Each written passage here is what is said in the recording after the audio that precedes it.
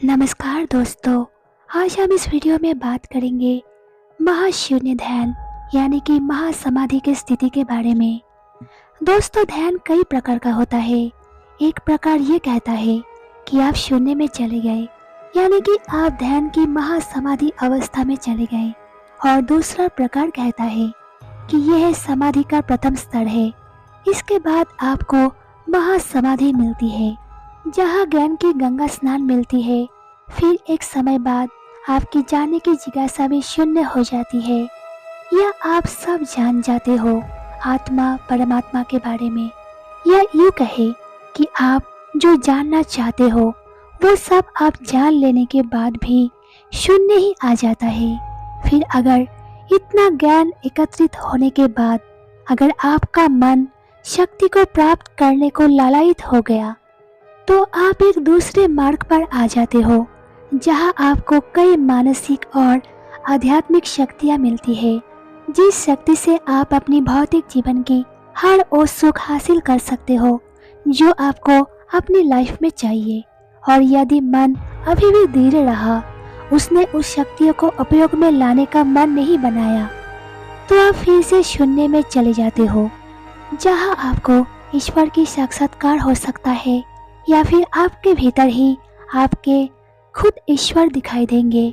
आप खुद को ईश्वर मानोगे और दुनिया में खुद को अकेला देखोगे। सारी दुनिया आपसे है, आप में ही समा जाएगी। यह भाव बनेगा, यह आपके भीतर शिवत्व की स्थिति उत्पन्न करता है, और यही महासमाधि की स्थिति है। दोस्तों, क्या आपने कभी ध्यान दिया है कि जब आप अलग अलग तरह से विचारों और भावनाओं से गुजरते हो तो आपकी श्वास की बनावट अलग अलग तरह की होती है। जब आप क्रोधित होते हो तो आप एक तरीके से सांस लेते हो। अगर आप शांत होते हो तो आप दूसरे तरीके से सांस लेते हो। अगर आप बहुत खुश होते हो या दुखी होते हो तो आप अलग अलग तरीके से सांस लेते हो। आप जिस भी तरीके से सांस लेते हो उसी तरीके से सोचते हो। आप जिस तरीके से सोचते हो उसी तरीके से श्वास लेते हो।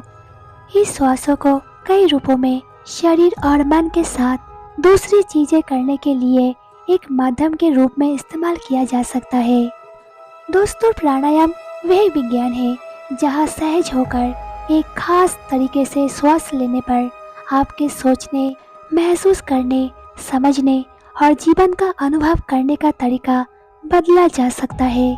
दोस्तों, अगर मैं आपसे अपनी श्वास पर नज़र रखने को कहूँ तो इन दिनों लोगों द्वारा की जाने वाली सबसे सामान्य क्रिया है। तो आपको लगेगा कि आप श्वास पर ध्यान दे रहे हैं, लेकिन असल में ऐसा नहीं होता। आप सिर्फ हवा की आवाजाही से उत्पन्न संवेदनाओं पर ध्यान दे पाते हैं। यह उसी तरह है कि अगर कोई आपको स्पर्श करता है तो आपको लगता है कि आप उस व्यक्ति के स्पर्श को जानते हो, लेकिन असल में आप सिर्फ अपने शरीर के अंदर उत्पन्न संवेदनाओं को जानते हो। आप नहीं जानते कि दूसरा व्यक्ति कैसा महसूस करता है। श्वास ईश्वर के हाथ की तरह होता है, आप उसे महसूस नहीं करते। आप जिस श्वास को महसूस नहीं करते उसे कूर्मा नाड़ी कहा जाता है। कूर्मा नाड़ी एक ऐसी डोर माना जाता है जो आपको इस शरीर से बांधती है, एक अटूट डोर जो आगे बढ़ती रहती है। अगर मैं आपकी सांसों को बाहर निकाल दूं तो आप और आपका शरीर अलग अलग हो जाएगा, क्योंकि जीभ और शरीर कूर्मा नाड़ी से बांधे हुए हैं। कूर्मा नाड़ी और शरीर ये दो होते हैं लेकिन एक जैसे लगते हैं। वो दो होते हैं लेकिन बाहर जाने के बाद एक होने का दिखावा करते हैं। यहाँ दो लोग हैं, शरीर और जीभ, दो बिल्कुल विपरीत लोग, लेकिन वे दिखते एक है।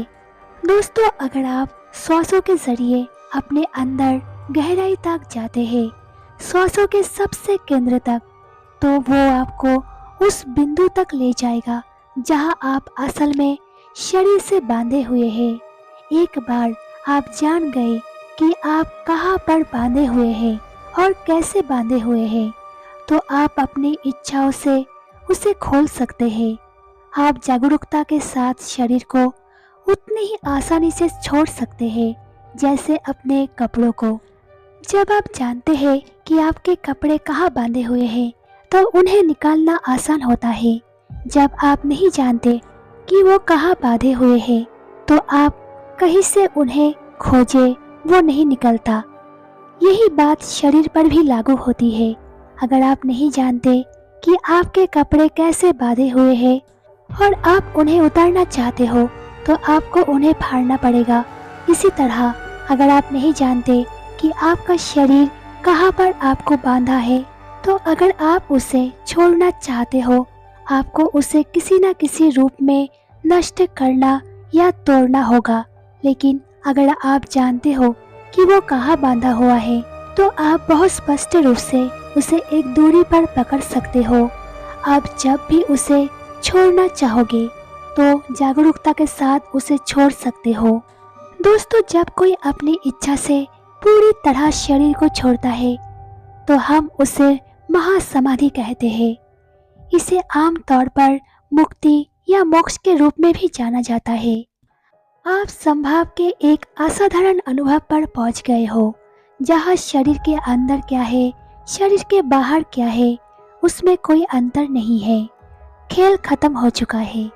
ये ऐसी चीज है जिसकी चाह हर योगी को होता है और वो ऐसी चीज है जिसके लिए हर मनुष्य प्रयास कर रहा है, चाहे जानबूझकर या अनजाने में।